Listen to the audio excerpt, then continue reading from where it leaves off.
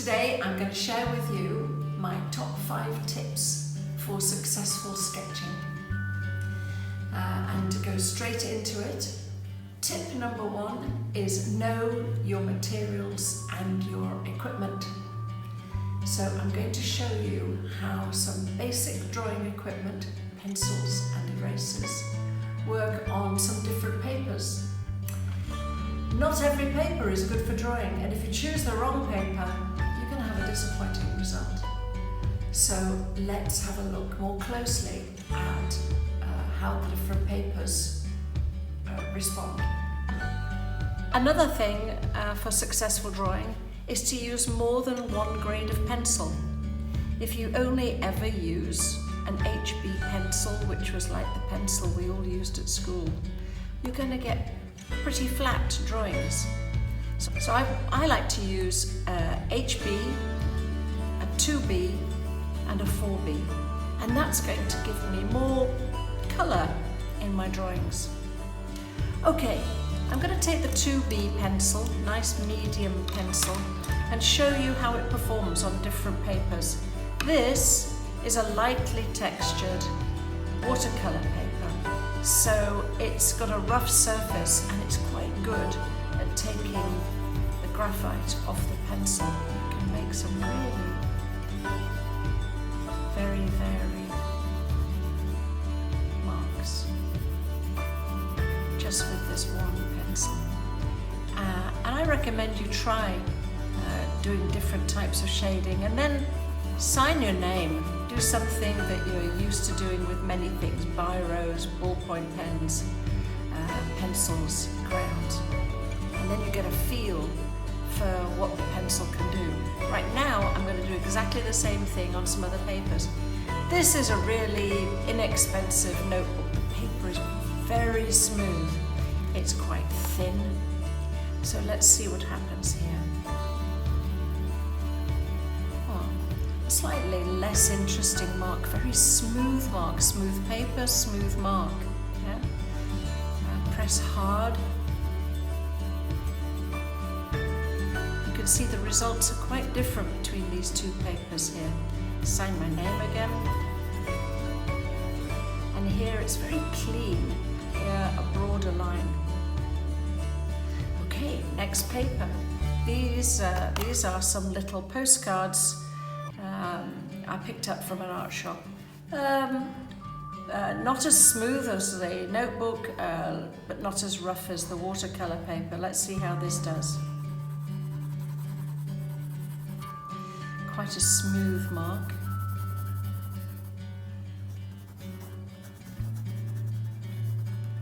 Yeah, quite a medium kind of result. Quite like that. I think I would use this for different kinds of drawings from this, but I think they're both nice. Oh, standard photocopy paper. This is from a letter I got this morning. Let's see how this does.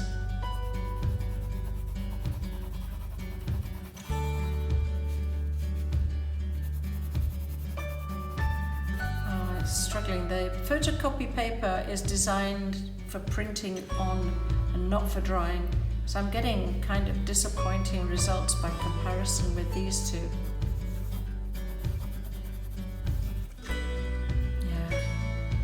Yeah. I think a drawing on photocopy paper is going to give you pretty uninteresting results.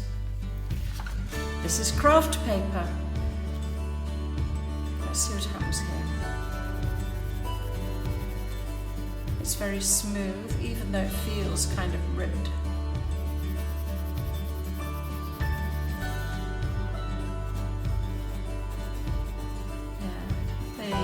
The line on the signature is very smooth.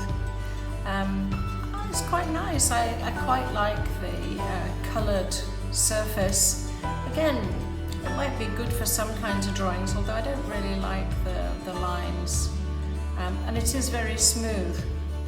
There's not a lot of character, not like this one.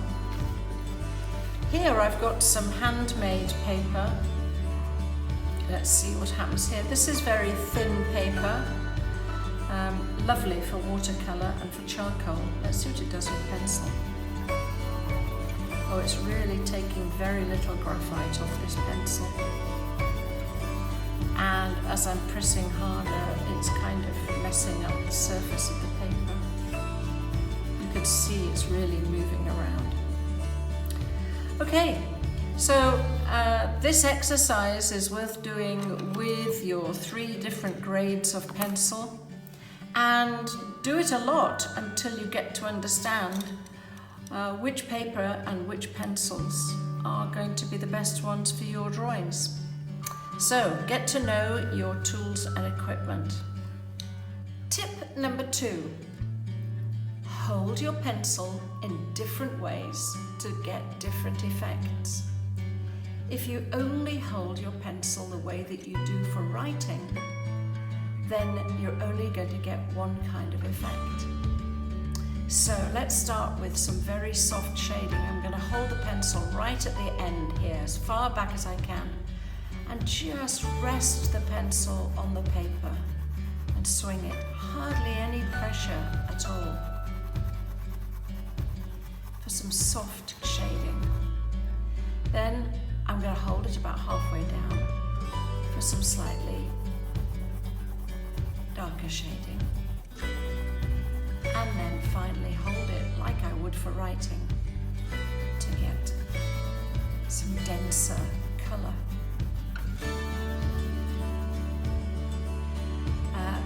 I'm going to introduce here also the eraser.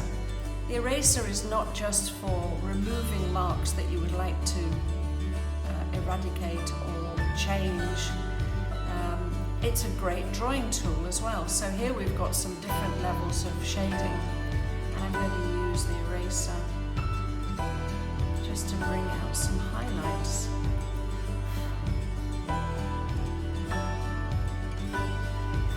So very good for putting highlights into shading, or pulling out maybe, I don't know, a fence in a landscape, or details of a white window frame.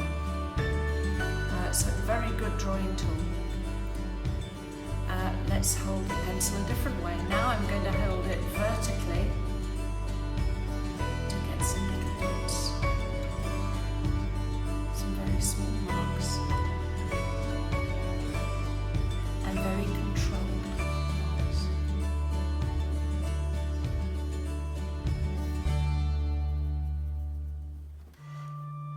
Lay the pencil right down to pick up the texture of the paper that you're using. Isn't that great?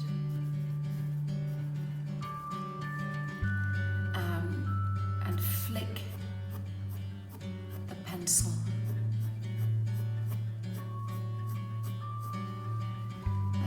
Be flexible with your wrist.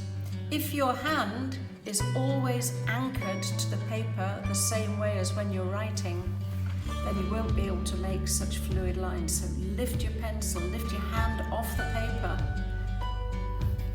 and use the pencil in ways you wouldn't for writing, to give much more freedom. So that's it. Hold your pencil in different ways to get different effects. Tip number 3.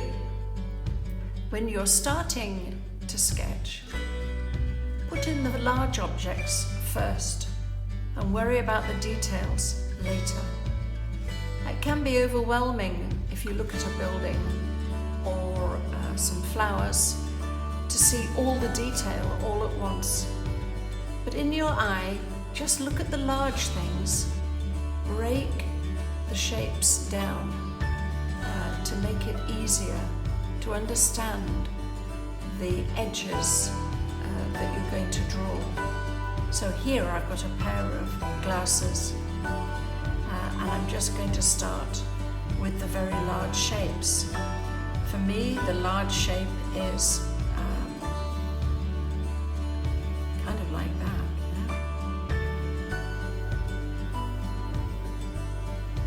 Then I can go in.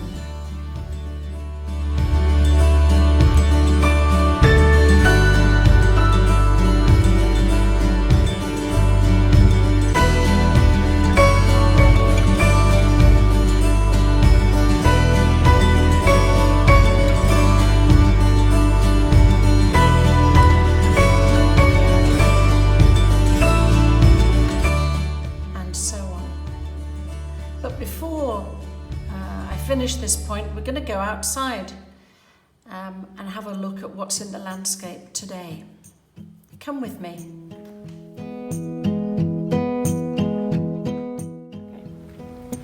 At the bottom of the garden today, there are a couple of wooden fishing boats.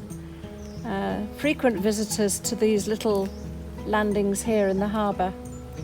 And I like to sit and draw these, but they look complicated. So we need to break it down to something very simple. I've started with two rectangular kind of shapes and a curve. So here I've drawn the back of the boat, approximately, and the wheelhouse. And I can see that this side of the wheelhouse is about a third of the way along this line here. It's a rectangle, that's easy. Then the wheelhouse goes forwards towards the front of the boat, and there's this big curve, big graceful curve on these lovely wooden boats. And I see that this curve starts about halfway up the wheelhouse and curves down and round back up to this corner here. I can then get in that angle of the side of the boat and then this angle here, joining them together. So already I've got most of the outline of the boat. I can worry now about some of the detail. There's a big board across the back of the boat and it swings forward here. And the board is quite wide.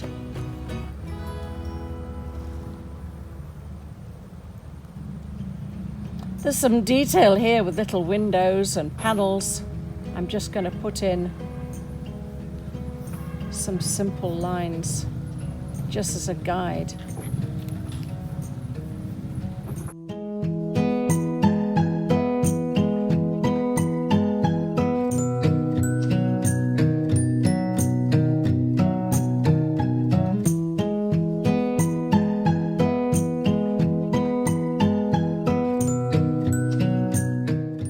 So that's it. Worry about the big shapes first, and then you can start to look at the detail. Tip number 4 is to see the gaps. When you start sketching, you tend to focus on the objects and looking for the outlines of things. And if you're drawing complicated items, sometimes that's not enough. If you want to draw a bicycle or a motorbike, a wheel, a cart, plants and trees, sometimes you have to look at the gaps to get the shapes right. Behind me there's a little bamboo and wooden landing with some funky little shapes. First of all, looking at the gaps. At the far end, there are two upright poles kind of meeting in the middle, and they make a really nice curvy triangle. So I'm going to do that first. And at the bottom, it goes around a pole and up, and there's a little lump there. That's my first bit. Then I'm going to try the next one, starting just above the top of the triangle, come down, get in that little twiglet there.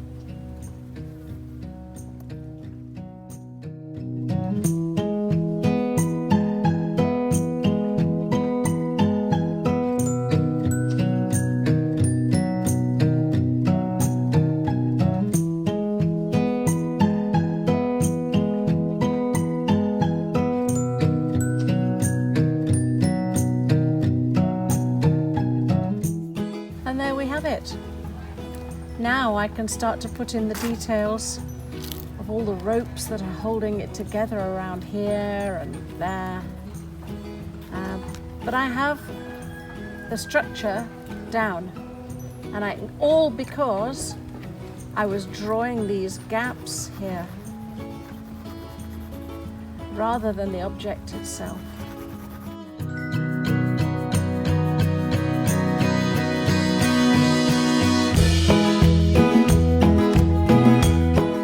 So, look for the gaps when you've got a complicated shape to construct. And tip number 5 is sketch every day. Sketch everywhere you go. Sketch your coffee in the morning, sketch your spectacles, your handbag, your shoes, your football kit, whatever you've got with you.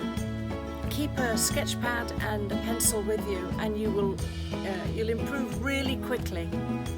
So that's my 5 tips. Number 1, know your materials and equipment. Play with them until you find the paper and the pencil combinations you really like. Number 2, hold your pencil in different ways to get different marks. Number 3, drawing a large object, look at the big shapes first. Forget the detail, leave that for later. Tip number 4, look for the gaps in things that are difficult to construct on paper, like this little wooden landing here. And finally, sketch every day, and you'll soon become more proficient. Happy sketching!